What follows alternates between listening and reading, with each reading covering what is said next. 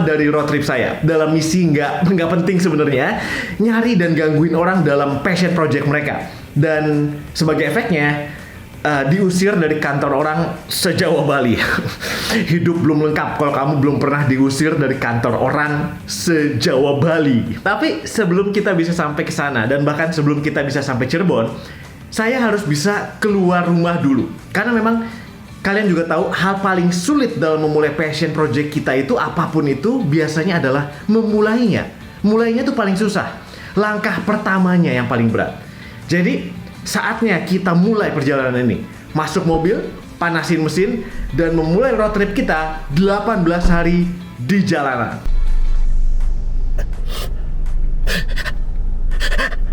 Tiap orang punya rasa gatal yang pengen digaruk. Serial ini tentang saya ngegaruk rasa gatal saya dalam perjalanan 18 hari, 9 kota, 3.200 km. Agustus kemarin, kombinasi antara mumet, bosen, nyari ide, dan pantat baal, saya berdua doang dengan istri keliling Jawa Bali dalam perjalanan darat selama 18 hari. Jadi esensinya itu saya nuker pantat baal gara-gara duduk di kasur dan di meja kantor dengan duduk di jok mobil. Sama aja. Kamu juga mungkin ngerasa yang namanya memulai passion project itu kita suka kebanyakan pertimbangan banget. Takut macam-macam. Takut ini, takut itu, takut nggak bisa, takut gagal, takut nggak ada duit, dan lain-lain. Tapi saya sendiri akhirnya memutuskan dengan pertimbangan matang, perencanaan luar biasa dalam, kebijakan yang membahana untuk dengan tenang mengatakan masa bodoh, let's go! Akhirnya saya ninggalin rumah buat perjalanan 18 hari. Jalan darat, nyetir sendiri. Dan asli, saya belum pernah melakukan yang kayak gini. Jadi ini sesuatu yang baru banget buat saya. Setelah pamitan dan memastikan anak-anak bulu di rumah nggak kurang suatu apapun dan ngasih sedikit wejangan, Mama Papa mau pergi pacaran ya. Kalau lapar, pesen sate sendiri ke Mang Udin ya. Kalau ada telepon, tolong diangkat. Dan paling penting, awas, jangan ada yang hamil ya. Kami berangkat ke kota pertama, Cirebon, buat nyari inspirasi tentang passion dari pemilik pabrik EB Batik tradisional. Ngebahas soal bisnis batik, langsung dari pemiliknya, kita berangkat. Jarak Bintaro Cirebon itu sekitar 230 km dan berkat jalan layang MBZ itu ditempuh sekitar 3 jam. Karena ini adalah perjalanan vlogging pertama kami, saya dan istri sama-sama belum pernah vlogging. Supaya kayak vlogger beneran, istri saya nyobain jadi vlogger di mobil. Bismillahirrahmanirrahim. Hari ini. Oh iya.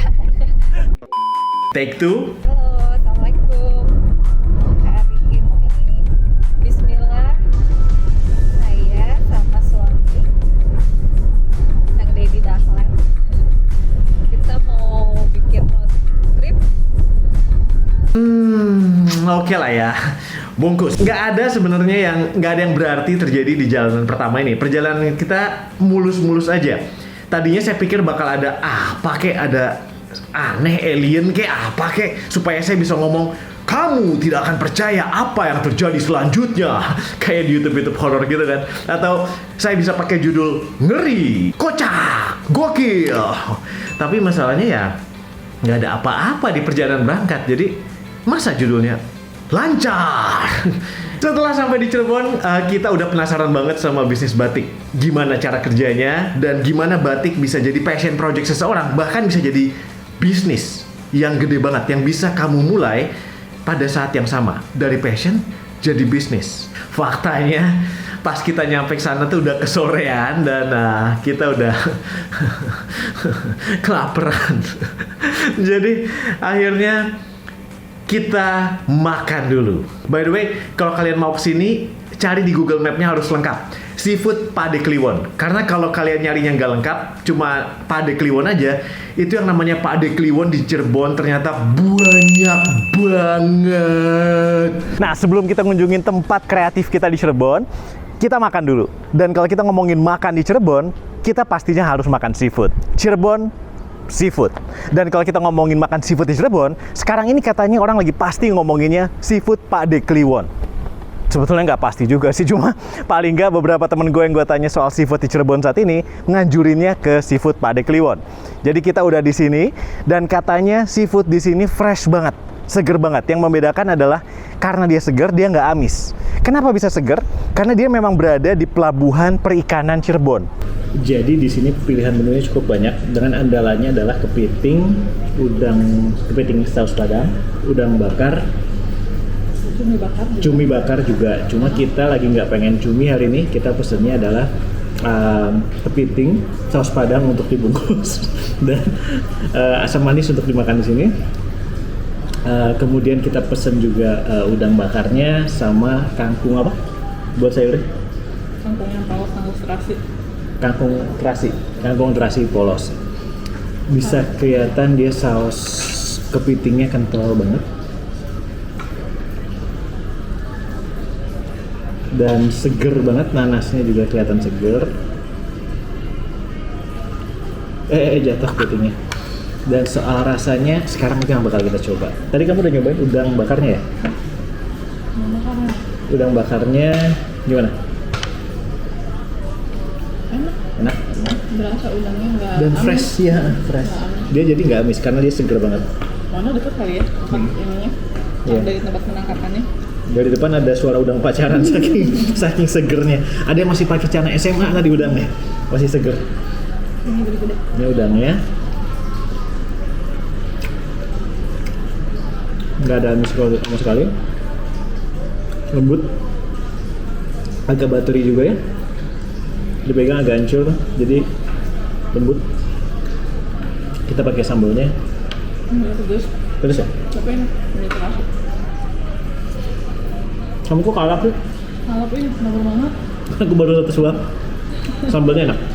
Kalap banget. Ini asli kalap. Buat saya pedes sedang. Buat dia pedes ya. Pedes. Buat ABG pencinta Korea sekarang nggak ada apa-apanya mungkin. Ada nanasnya. Rasanya dari mana? Saus. Hmm. Segar kan. Nanasnya manis banget. Eh? Nanasnya manis banget. Jadi pengen. Nanasnya kita gabungin sama udangnya.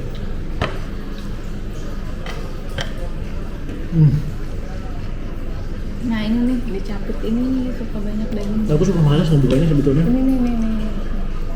Bukain. Manja. Tapi sekarang saatnya nge-review hotel. Di Cirebon, saya atau kami nginep di Hotel Santika Cirebon, Jalan Dr. Wahidin Sudirohusodo. Atau tepatnya di dekat posisinya jadinya ideal banget di tengah-tengah kota. Gampang buat kamu ke Cirebon yang mau kemana-mana.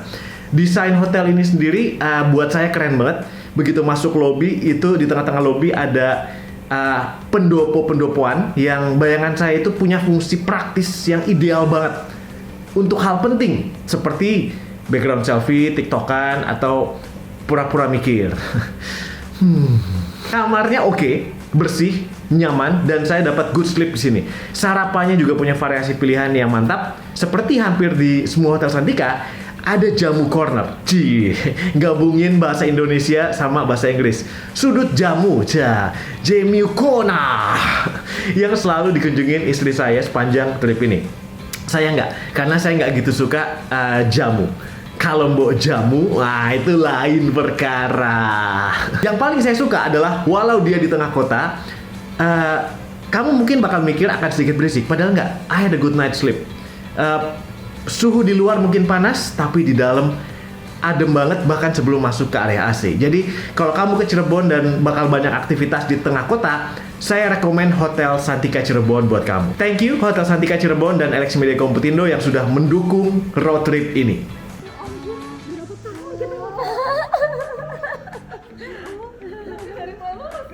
Iyalah, kalau sih udah ingat sama kayak tadi pasti yang rambutnya mengembang, gitu mukanya kayak outing nih.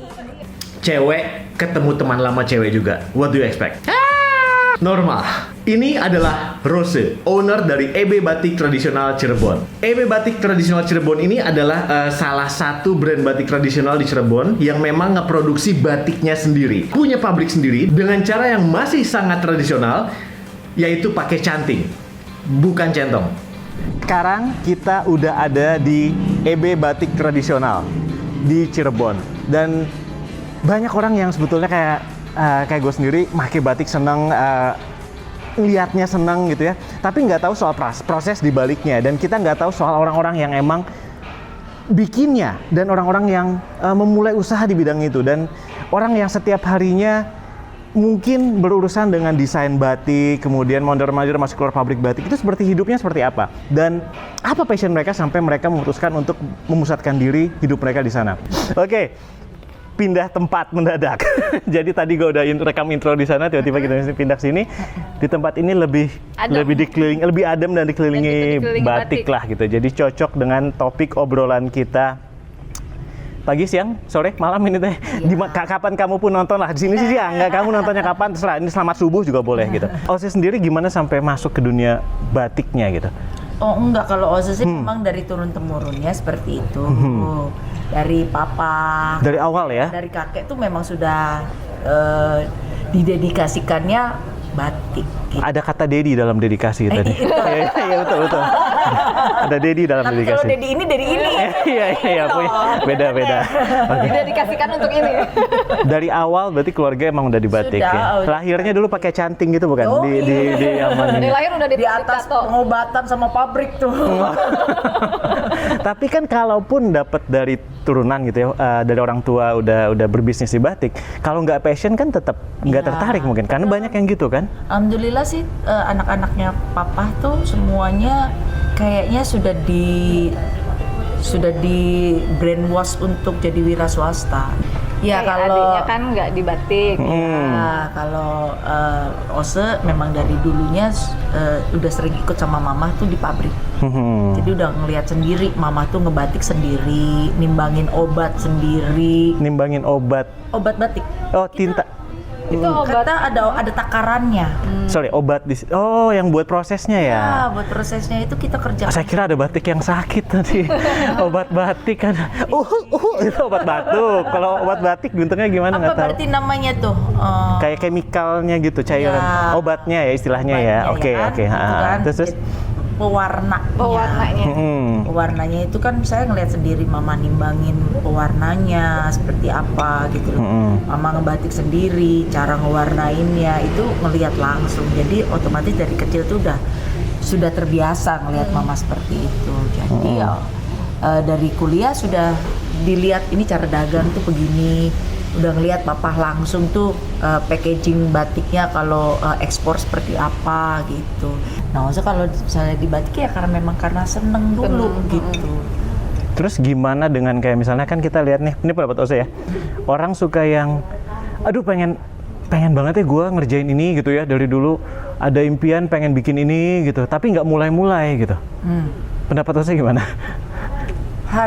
Pendapat saya emang cara mulainya tuh emang susah dulu sih ya. Membangkitkan moodnya tuh angel banget gitu, kalau orang Cirebon bilang tuh susah banget. Tapi buka selimut itu susah gitu kan kayaknya gitu. Emang harus keberanian dulu Mas Dedi. Harus berani dulu. Nggak punya desain, kita punya desain sendiri, lama-lama disukain sama orang. Oh iya, repeat order lagi, kita kerjain lagi. Seneng lama-lama. Kalau dulu kan bahan baku kan masih murah ya gitu loh. Terus kalau art tuh kita nggak punya pattern Mas Dedi. Apa yang gue kerjain modelnya kayak begini, besok gue mau pesen lagi kayak begini, lupa gue warnanya apa. Iya. Kadang-kadang kayak gitu, Mbak pesen ya warnanya ini, dulu kan lagi musim yang abstrak tuh. Begitu mau pesen lagi yang itu, kelalen, lupa warnanya. Gua nggak akan baik-baikin, halus-halusin bilang yang mulai aja pasti sukses, nggak juga. Tapi kita harus mulai di suatu tempat gitu tuh, kayak gitu. Ada prosesnya. Ada prosesnya. Kayak dari tadi mulai nggak bisa sampai bisanya. Oh iya ini ternyata harus begini. Oh iya harus ini, terus perbaikin terus sampai akhirnya ya besar seperti ini, alhamdulillah. Seperti itu sih sebenarnya. Dari berani dulu. Dari berani dulu, dari niat dulu. Seneng apa enggak? Lu kalau nggak seneng jangan dikerjain. Nah sekarang, mumpung kita udah di pabrik batik anyway, ada satu hal yang selalu pengen kami lakukan, yaitu bikin batik sendiri, nyobain ngebatik pakai canting yang layak untuk presiden seluruh dunia dengan tangan saya yang super berbakat ini. Sangat terlalu mirip. Oh, gini lurus. Maaf ya, saya merasa dengan kain. Bapak kan sendiri kok itu. Kayak orang. Jelek.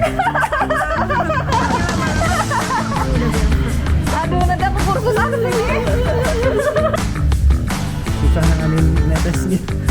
Iya.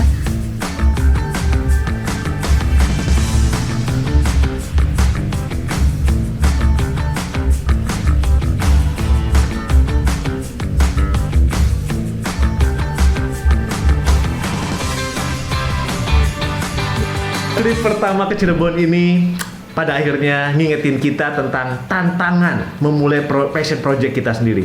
Mengingatkan kita tentang sulitnya memulai passion project kamu. Nggak peduli kamu siapa.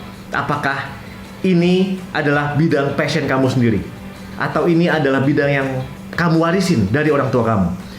Atau sekedar sesuatu yang dari dulu pengen kamu coba, kamu pelajari dan pengen kamu lakukan, tapi terus-terusan kamu mundur atau kamu undur-undur. Langkah pertama memulai passion project kamu selalu yang paling susah. Ada rasa takut gagal, takut gak bisa, takut gak ada duitnya, takut gak laku, takut orang gak suka, dan segudang ketakutan lainnya yang gak ada habisnya. Tapi pada akhirnya intinya cuma satu. Ketika rasa gagal untuk menjalani passion kamu udah terlalu besar, rasa gatal itu mesti kamu garuk. Kamu harus mulai ngelangkah. Kamu harus mulai passion project kamu. Kamu harus mulai ulurkan jari kamu dan tekan tombol start untuk passion project kamu. Katanya sih saking deketnya, kalau kamu ke sana, kamu bisa denger udang pacaran. Kalau kamu ke situ, kamu bisa denger kepiting konser. Dan kalau kamu ke arah yang sana, kamu sampai bisa denger Putri Duyung patah hati. Woi.